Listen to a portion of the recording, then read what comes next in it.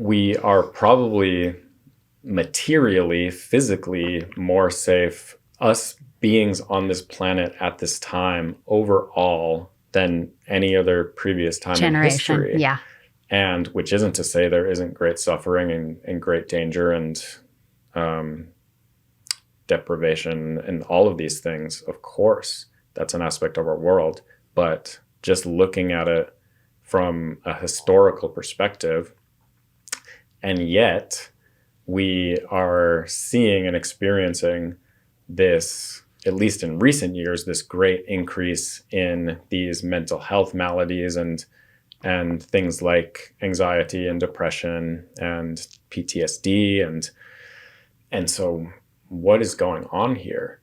You know, I can conjecture or imagine back in our distant past, our ancestors who lived on the plains and lived in the wild and lived a nomadic lifestyle. And there's probably a lot of anxiety in that way of living when you didn't know if some predator was going to, you know, run away with your child, or, you know, you break your leg and that's the end of your story.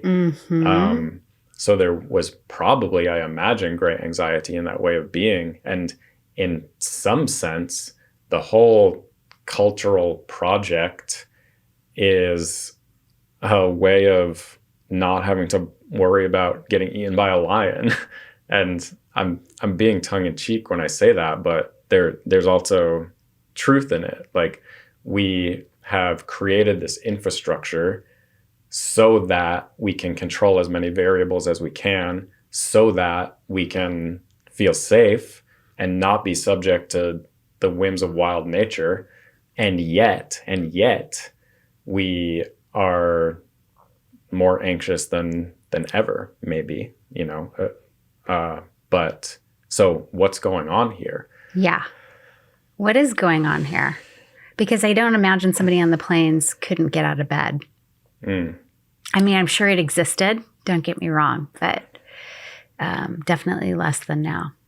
Yeah. Maybe that comes down to our own disconnection.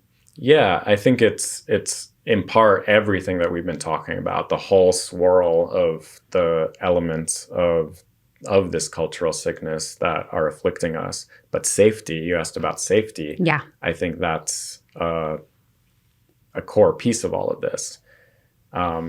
And there are different ways to feel safe, feeling safe physically, feeling safe emotionally. Of course, they're all crucial. If I can feel safe, for example, in conversation with my partner, like if I can feel safe not having to worry about how she's going to respond to something vulnerable that I have to say, or rather worry that there's going to be an attack or a backlash, then I can actually be true and vulnerably express what I'm feeling. And so if my lover comes to me and says, you know, there's something really bothering me that I need to talk about, if I tense up and get ready to get into attack mode, and whatever she's saying, I'm making it about me and creating this pattern or this way of being, she's not going to feel safe to bring things up with me. And therefore we're creating this field of unsafety. And people, like you talked about earlier, you felt like for so long, you carried this aspect of you that you couldn't be your authentic self because it didn't feel safe to be that. And so we want to create a world in which people feel safe to be their authentic selves, and they can sing the song that their heart wants to sing, and they don't have to worry about the judgment or the slings and arrows.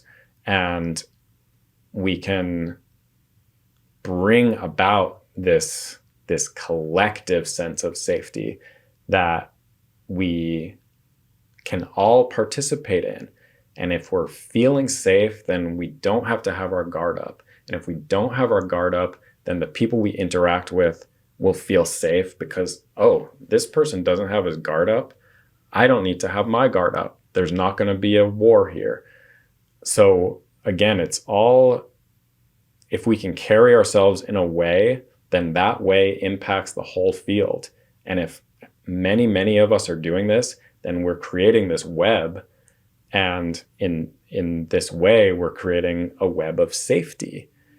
And then when people are safe, they can express how they truly are and not fear that it's going to be shamed or disparaged. And if we can go beyond even just safety to celebration, like, I want your full expression of your being. Please, like, I invite that. Then we're bringing that connection back, and we're bringing that field of authenticity into being.